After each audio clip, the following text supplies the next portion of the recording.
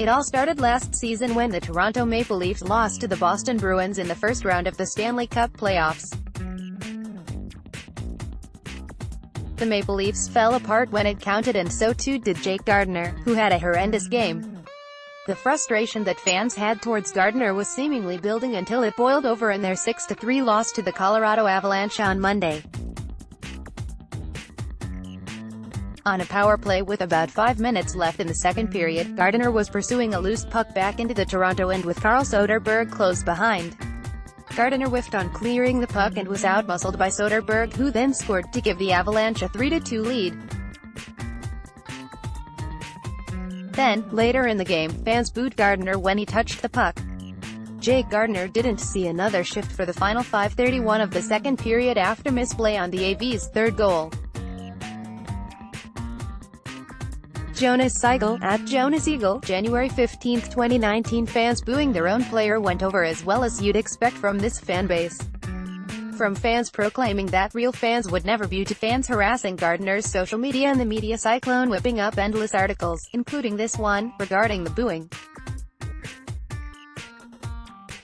So does he deserve to be booed, and do true fans boo their own team's players? Fans frustrated with Maple Leafs' effort. There has been a change in the Maple Leafs recently, and not for the better. Many point to William Nylander's return to the lineup and how he's disrupted the team's rhythm, which is fair given that Mike Babcock inserted a top-six winger back into the lineup who wasn't in full form. But even with Nylander's struggles, the thing that keeps coming up in my mind is the 4-0 loss to the New York Islanders. That was a game the team needed to win for John Tavares, as it was his first game facing his former team, but they gave an embarrassing performance with zero effort coming from anyone besides Tavares. From that game to the Colorado game, the Maple Leafs went 2-5 through 7 games. Effort is hard to quantify, unlike other stats in hockey, but when the Maple Leafs are playing to their potential, they are easily one of the deadliest teams in the NHL. So when they seem to be sleepwalking through games and just coasting on their skill, it becomes frustrating to watch, as we all know they can do so much better. Boston Bruins Noel Acciari celebrates a goal as Toronto Maple Leafs Michael Hutchinson and Toronto Maple Leafs Nikita Zaitsev look on. The Canadian press, Frank Gunn, losing against Boston on Saturday once again brought up all those memories of their playoff series, and with it was Gardiner's unraveling in Game 7. So when he had a very obvious defensive gaffe against Colorado, it opened the floodgates. With memories of his playoff gaffes in mind, he became the obvious focus for every fan in their frustration with how this team is playing. Does Gardiner deserve to be booed? Gardiner has always been a polarizing player. He's a great puck-moving defenseman who just came off a 52-point season and in every metric makes the Maple Leafs a better team. In his own end, he struggles, but the same could be said for a few other offensive defensemen around the league. Mitch Marner on Jake Gardiner being booed by people don't give him enough credit. That guy does everything for this team. Kristen Shilton, at Kristen_Shilton, January 15, 2019. But the real problem comes from his lapses in judgment. Every once in a while Gardiner will make a boneheaded mistake at the worst possible moment that ends up costing the Maple Leafs a goal, and, unfortunately, this is nothing new.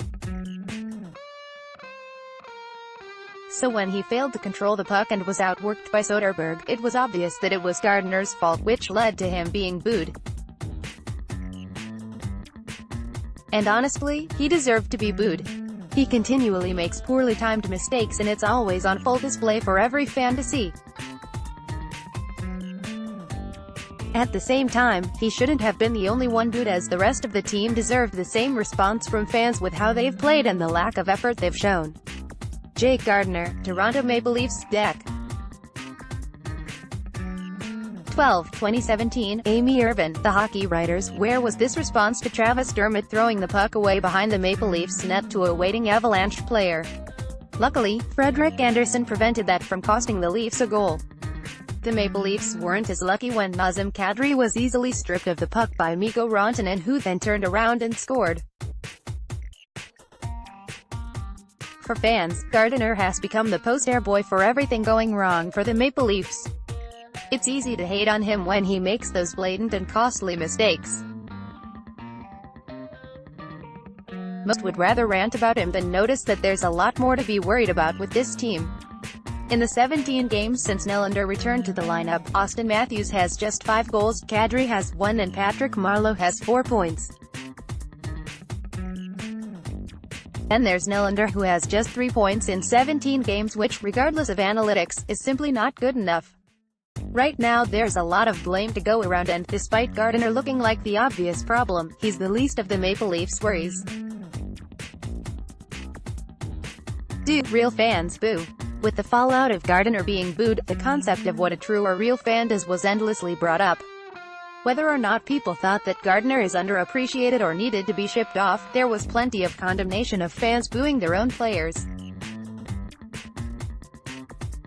This idea that true fans don't boo is simply silly and just a way of gatekeeping the fanbase. There are no requirements beyond liking the team to be a fan, nor is there a checklist of things one must experience before being given the badge of true fan. There are fans who saw the last time the Maple Leafs won the Stanley Cup, and then there are fans who just came on board with the arrival of Matthews. Whether you paint your face and cheer till you can't speak or just relax and watch the game at home makes no difference to who is more of a fan of the Maple Leafs.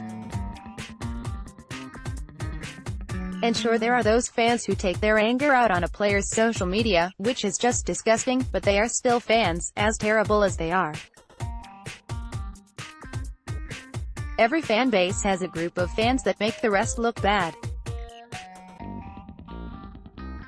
But ultimately, on the subject of booing, what's so wrong with it? Nobody complains or makes a big fuss when opposing players are booed, and it's not like the Maple Leafs are the first team to be booed by their fans. Do we have such short memories to think that booing a player is the worst thing fans could do? What about when Leafs fans threw their jerseys on the ice because of the team's poor play during the 2014-15 season, or the waffle incident? Maple Leafs sweater thrown onto the ice. Johnny Sokolowski, USA Today Sports. All of those things are fans expressing their frustration and anger with the team. It shouldn't be a shock that fans booed Gardiner with how he played and how unimpressive the team around him has been in this recent stretch. Being booed should be a wake-up call for Gardiner and the Maple Leafs that they need to be better. They need to use the event as motivation to play well and stick it to those fans who booed.